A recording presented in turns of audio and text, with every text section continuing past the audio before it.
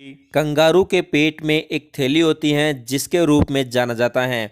Option है घूस या फिर गुटूरल पाउच या फिर धानी या फिर ये सभी। तो ऑप्शन नंबर सी आपका बिल्कुल सही हो जाएगा, धानी कहा जाता है।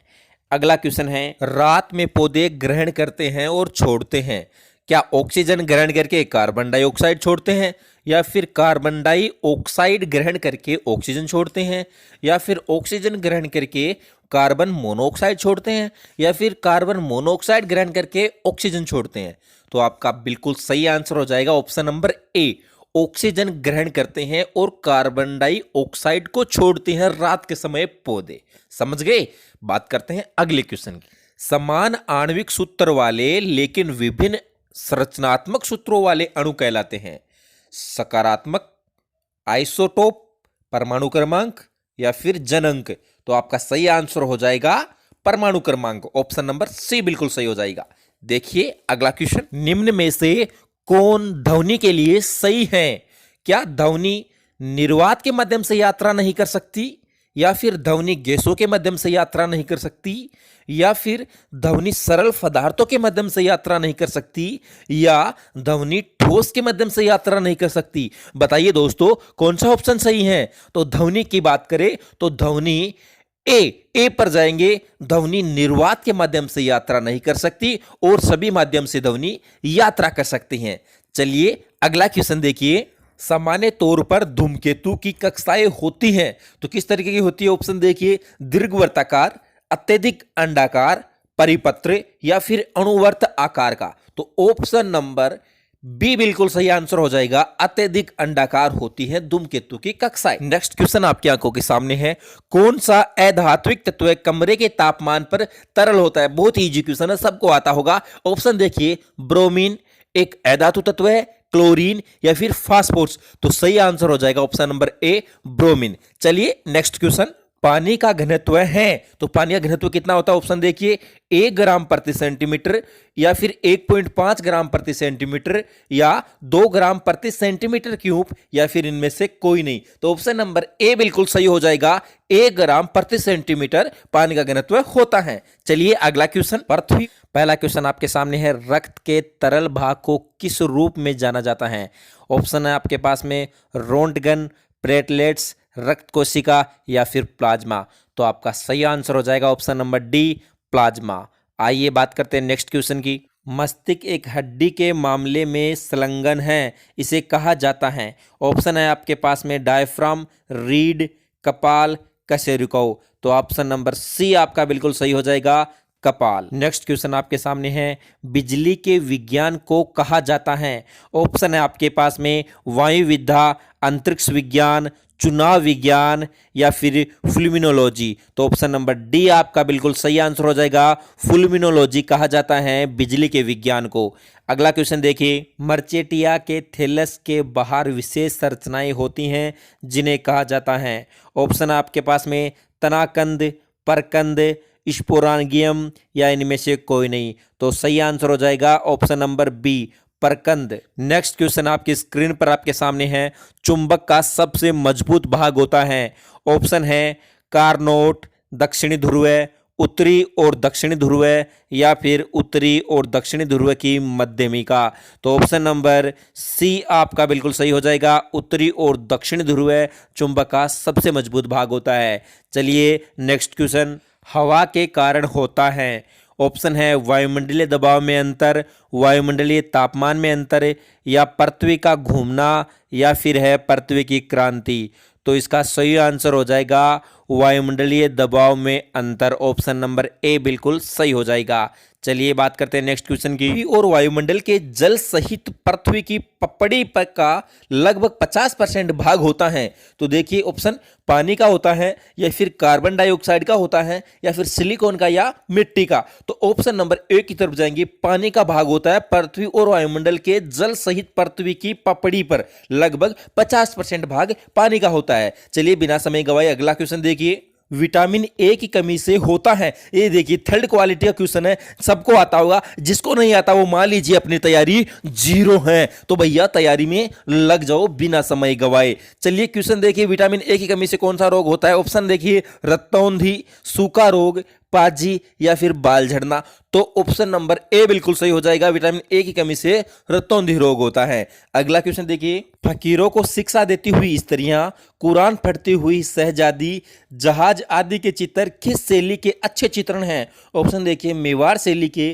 कोटा शैली के, जयपुर शैली के, अलवर शैली के। तो इसमें आपका सही आंसर हो जाएगा ऑप्शन नंबर सी, जयपुर शैली के। अगला क्वेश्चन देखिए, मत्स्य संघ के विलय के पश्चात निर्मित एकीकृत संघ को किस नाम से जाना जाता है? तो ऑप्शन है संयुक्त वृहत राजस्थान, राजस्थान संघ, आधुनिक राजस्थान या फिर संयुक्त राजस्थान। तो ऑप्शन नंबर ए बिल्कुल सही हो जाएगा, संयुक्त वृहत राजस्थान के नाम से जाना जाता है। देखिए अगला क्वेश्चन, बड़ोवेश हैं। तो ऑप्शन देखिए, पकाने के लिए सब्जी काटना, विवाह के समय वधु के लिए बनाई गई एक विशिष्ट पोशाक या फिर लकड़ी में खुदाई करने का उपकरण या उपरोक्त सभी। तो बड़ोवेश क्या है दोस्तों? ऑप्शन नंबर बी आपका बिल्कुल सही हो जाएगा, विवाह के समय वधु के लिए बनाए गए विशिष्ट पोशाक को बड़ोवेश कहते हैं। अगला देखिए, राज्य में मिट्टी या मृदा संरक्षण हेतु क्या उपाय हैं? तो ऑप्शन देखिए दोस्तों, पहाड़ी ढालों पर व बंजर भूमि पर वृक्षारोपण किया जाए, या खेतों की मेड़बंदी की जाए, या फिर पशुचारण को सीमित किया जाए, या उपरोक्त सभी। तो आपका सही आंसर क्या हो जाएगा? मिट्टी या मृदा संरक्षण के लिए। तो ऑप्शन नंबर डी बिल्कुल सही हो जाएगा, ये सभी उपाय मृदा संरक्षण के लिए उच्चतम उपाय है। अगला क्वेश्चन देखिए, संत रजब जी द्वारा रचित वाणी तथा सर्वज्ञ ग्रंथों की भाषा कौन सी है? तो ऑप्शन देखिए, डिंगल या राजस्थानी मिश्रित ब्रजभाषा या सदुगड़ी भाषा या डिंगल मिश्रित गुजराती भाषा।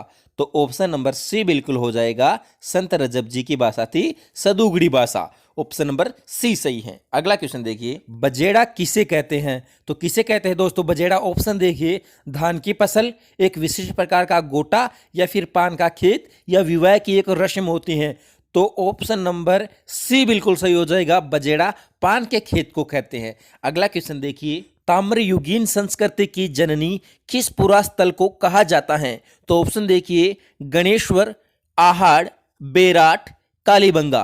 तो ऑप्शन नंबर ए बिल्कुल सही हो जाएगा, गणेश्वर को ताम्रयुगीन संस्कृति की जननी कहा जाता है। अगला क्वेश्चन देखिए, तिम्मनगढ़ दुर्ग राजस्थान के किस जिले में स्थित है? तो देखिए ऑप्शन, भरतपुर, करौली, अजमेर, उदयपुर। तो तिम्मनगढ़ के लिए अपन जाएंगे option number B, Karauli. Karauli में है तिम्मनगढ़। चलिए अगला क्वेश्चन देखिए, लाठी सीरीज राजस्थान के किस जिले में स्थित हैं? तो ऑप्शन देखिए, जैसलमेर, बीकानेर, जोधपुर, बाड़मेर। तो लाठी सीरीज है तो जाएंगे जैसलमेर की तरफ, ऑप्शन नंबर ए बिल्कुल सही हो जाएगा। अगला क्वेश्चन देखिए, मरु महोत्सव आयोजित किया जाता है। तो ऑप्शन देखिए, बाड़मेर, बीकानेर, जैसलमेर, जोधपुर। तो मरु महोत्सव के लिए भी जाएंगे जैसलमेर। तो option number option number C बिल्कुल सही हो जाएगा, जैसलमेर। चलिए बात करते हैं अगले क्वेश्चन की, निम्न में से स्त्रियों के ओढ़ने का वस्त्र हैं। तो ऑप्शन देखिए, धनक, धमाल, धांस या फिर नकीब। तो ऑप्शन नंबर सी बिल्कुल सही हो जाएगा, धांस। धांस स्त्रियों के ओढ़ने का वस्त्र है। चलिए अगला क्वेश्चन, राज्य में मिलने वाले टंगस्टन का आयशक है। तो ऑप्शन देखिए, स्केलाइट, फर्वेराइट या वुल्फ्रेमाइट या फिर हार्बलेराइट। तो ऑप्शन नंबर सी बिल्कुल सही हो जाएगा, वुल्फ्रेमाइट। चलिए अगला क्वेश्चन देखिए, कौन सा युग्म या जोड़ा बेमेल है? तो देखिए ऑप्शन, गुलाबी नगर जयपुर, झीलों की नगरी उदयपुर, वस्त्र नगरी कोटा, सूर्य नगरी जोधपुर। तो आपको पता ही होगा दोस्तों कौन सा जोड़ा बेमेल है, ऑप्शन नंबर सी, वस्त्र नगरी कोटा नहीं है दोस्तों, वस्त्र नगरी है भीलवाड़ा। तो ऑप्शन नंबर सी इस क्वेश्चन में सही आंसर हो जाएगा। चलिए अगला क्वेश्चन देखिए, राजस्थान का प्रथम शाखा कब गठित हुआ था? तो ऑप्शन देखिए, 1301 ईस्वी में, 1303 ईस्वी में या फिर 1311 ईस्वी में या फिर 1315 ईस्वी में। तो राजस्थान का प्रथम शाखा हुआ था ऑप्शन नंबर ए, 1301 ईस्वी के अंदर हुआ था। चलिए अगला क्वेश्चन देखिए, 12 में डोल मेला भरता है। तो ऑप्शन देखिए, भाद्रपद शुक्ल एकादशी को, चैत्र शुक्ल एकादशी को, माघ माह में, या इनमें से कोई नहीं। तो दोस्तों ये क्वेश्चन आपके लिए है। इस क्वेश्चन का सही आंसर कमेंट बॉक्स में आप जरूर देना दोस्तों। इसका सही आंसर मैं अगले वीडियो में आपको बताऊंगा, और जो भी भाई इसका सही आंसर देगा उसको मेरी तरफ से 100 रुपये फोन पे कर दिया जाएगा। दोस्तों ऐसे ही एलडीसी की लगातार तैयारी करने के लिए चैनल को सब्सक्राइब जरूर करें, क्योंकि यहां पर बिना समय गवाए मुद्दे की बात होती है। और सुबह और शाम आपको 2 वीडियो या इससे अधिक वीडियो आपको हर सब्जेक्ट के मिलते रहेंगे। तो चैनल को अभी और इसी वक्त सब्सक्राइब जरूर करें। धन्यवाद।